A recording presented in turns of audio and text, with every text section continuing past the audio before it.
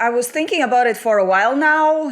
Like in Latin, we have this saying, I'm going to try and translate it literally. If you move shit, it's going to start to smell. So I was thinking, should I even start to make videos about something like that? Because definitely things are going to sound very messy and crazy, and people most probably not gonna like it, but well, here I am, so I guess we're starting.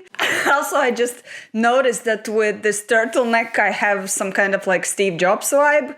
It was not intended, believe me.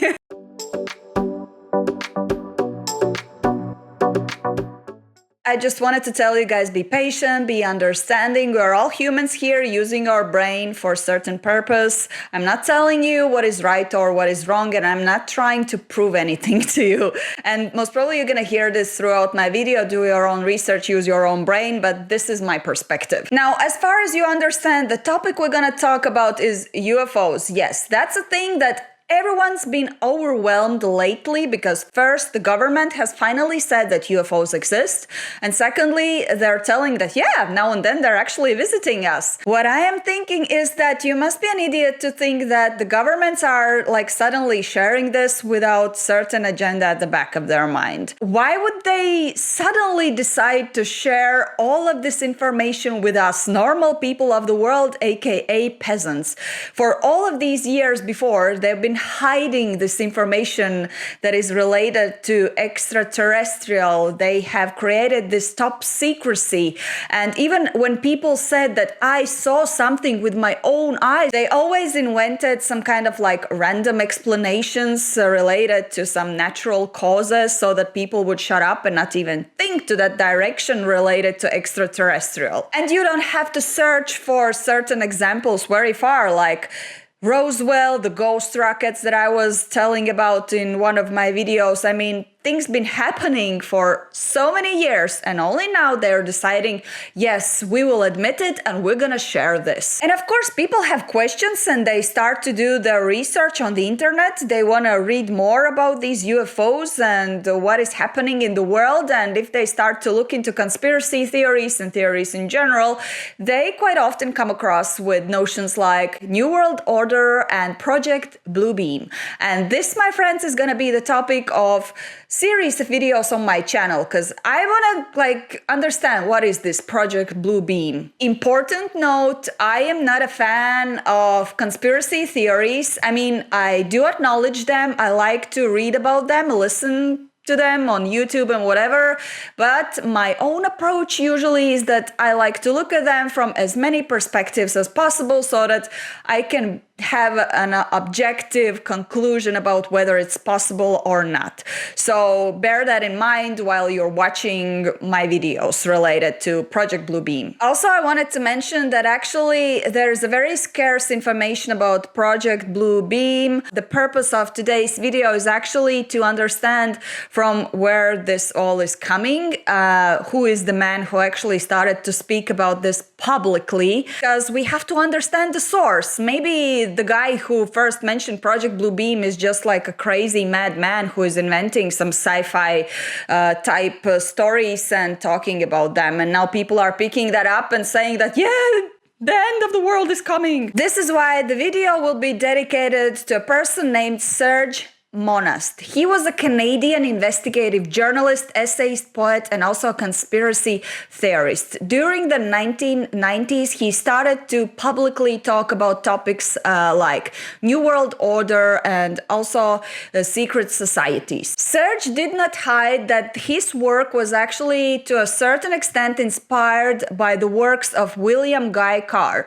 So let me tell you, this Mr. Carr here would be a very good topic for a separate video. He was an English-born Canadian naval officer. He was also an author and also a conspiracy theorist. Serge Monast also founded the International Free Press Agency, which basically granted him the opportunity to talk about the topics that he wanted, including conspiracy theories. And he also got quite an attention from his appearances on Richard Glenn's TV show called, I'm gonna talk French now, Esotérisme Expérimental. In those TV appearances, he mostly talked about New World Order and the dangers of world government. In 1994, he published Project Bluebeam NASA. There he in detail described how NASA, with the help of the United Nations, is attempting to implement New Age religion with the Antichrist at its head.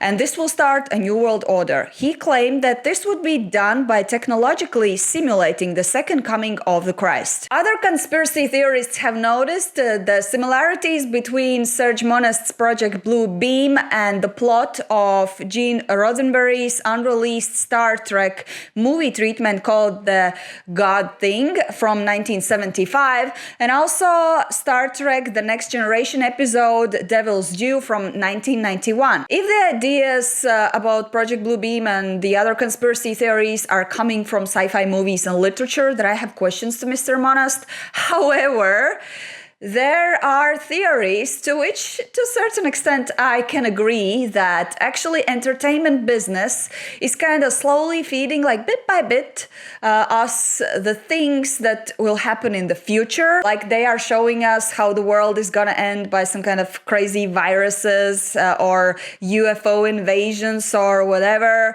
So there is a theory that all of this is done with the purpose, so that we watch that again and again, get used to that. And when it actually happens to us, we are not getting as crazy as we would be if we would see that for the first time. You know what I mean? And before you judge me, I'm just gonna ask you one question.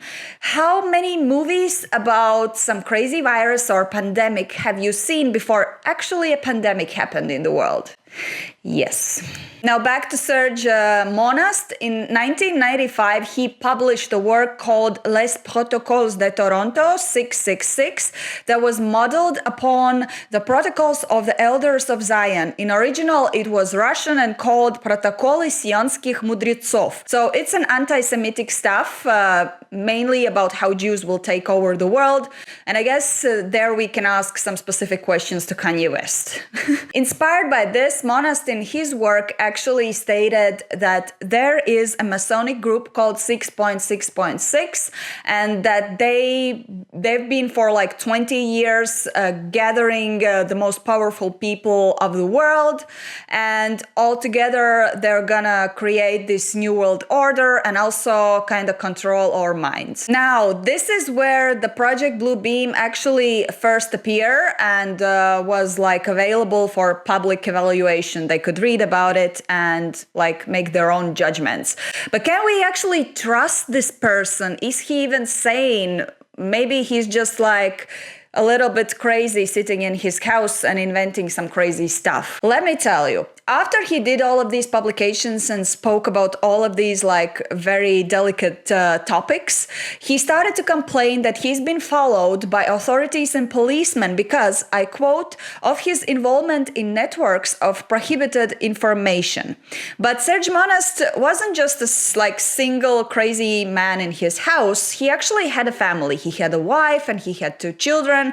So I guess he wasn't a madman. He was like a normal, average man with a family. Now, taking into account what he said, that he's been followed, and I read some sources that he allegedly also wrote to his wife that he feels like he's endangered and he might be killed. You might assume that he might be schizophrenic, but the things that I'm about to tell you now will definitely discard that, because fast forward, he died.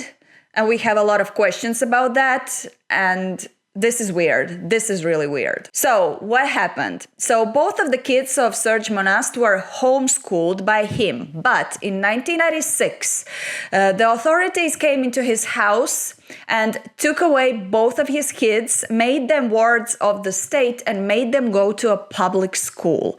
And first they took the daughter, afterwards they took the son. All of this was based on the allegations of, I quote, that the parents were abusing the kids emotionally by stopping the children going to a state school. I mean, since when homeschooling is emotional abusement towards children? This is more than weird. And in my opinion, this act was just to kind of make Serge Monast feel bad, like emotionally, and also kind of as a to show their power and abilities. Like, we can do whatever we want with your family and closest people if you won't shut up, What is more, things get even crazier. After they took away the kids, they took Serge Monast to a jail. So he stayed in a jail for a night. And the next day when he returned back home after the jail, he suddenly dies from a heart attack. Like he was over his 40s, closer to 50s. And he didn't have any heart diseases. I don't know how about you guys, but I think it's suspicious. And I also read somewhere that allegedly these pseudo heart attacks will be something that will happen to people after Project Bluebeam will be finally implemented. So people will be dying from different heart diseases and heart attacks, like unexpectedly. And to be honest, I must tell you this, throughout the last year, a lot of acquaintances and people that I just know from the distance have suddenly died from heart-related diseases, suddenly, healthy people, even athletes. And this escalated, especially after the pandemic in the world. I am not telling anything. Do your own research. Interestingly enough, I read somewhere that Serge Monast was actually cooperating with another Canadian investigative journalist on this Project Bluebeam topic. And this guy also died from a heart disease, a couple of weeks after or before Serge Monast died. I could not find his name, and so I don't know if it's legit, but I'm just saying that's what I read. And this guy, he went on a trip to Ireland, and this is where he suddenly dies from heart disease. Now that you know all of these things that I have told you, do you believe that Serge Monast might have been sharing some legit stuff there about the Project Bluebeam? I mean, it does sound crazy, like a sci-fi movie, but there are certain things, if you really look into that can literally be applied to what is happening right now in the world. And at first, I was also skeptical. I'm always starting with this skeptical point of view unless something proves me wrong. And for me, I guess the catalyst was the fact how the authorities started to treat Serge Monast after he started to speak out. Because you can agree me, the things that happened, like the children and how he died, it's super weird. We are here to discuss Project Bluebeam and its relation to UFOs, most particularly to those ones that are now seen in the sky and that are acknowledged by the governments. So in the following videos of this series related to Project Bluebeam, I'm gonna try and figure out, can we believe that project? Is there anything that we can prove or not? Or what are the theories? So we're gonna briefly look in all of the implementation stages of this New World Order, what I was mentioning, and we're gonna deep dive more specifically on the UFO topic related to the Project Bluebeam, which is the topic that you really like on my channel. So that being said, thank you for watching the first episode. I'm gonna wait for your feedback in the comments. Let me know what you think. And yeah, be patient. Check out the skies. Maybe you see something if you see, send me on my email. And yes, wait for the next episode. See you next time.